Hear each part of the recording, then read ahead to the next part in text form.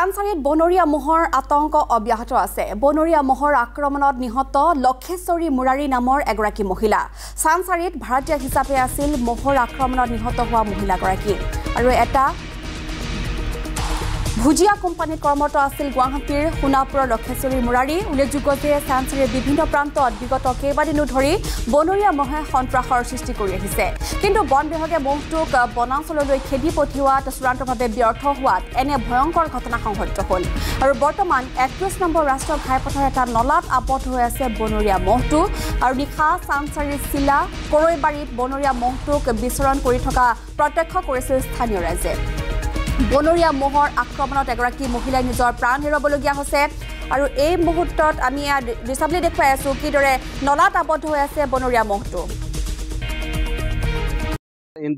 ইণ্ডিয়াৰ কেম্পৰ ওচৰতে আপোনাৰ এই ওচৰতে ভাড়া আছিলে, আমাৰ গগন বড়োৰ ঘৰতে ভাড়া আছিলে।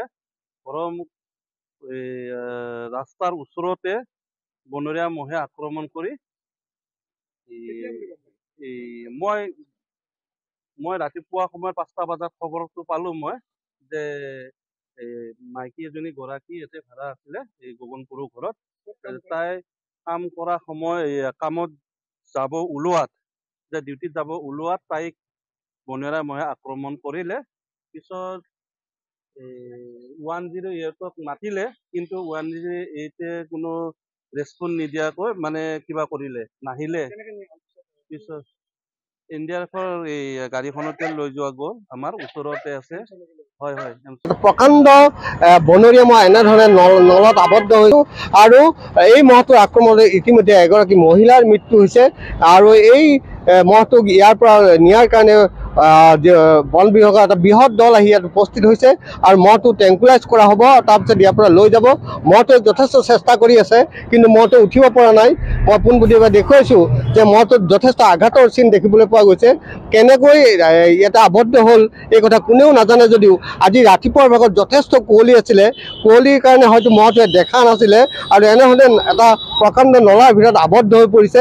মই পোনপটীয়াকৈ এই দৃশ্য দেখুৱাবলৈ যত্ন কৰিছোঁ। এটা প্ৰকাণ্ড বনৰীয়া মহ আৰু এনেধৰণে এটা নলাত আবদ্ধ হৈ আছে। মহটোৱে চেষ্টা কৰিছে উঠিবৰ কাৰণে, কিন্তু উঠিব পৰা নাই।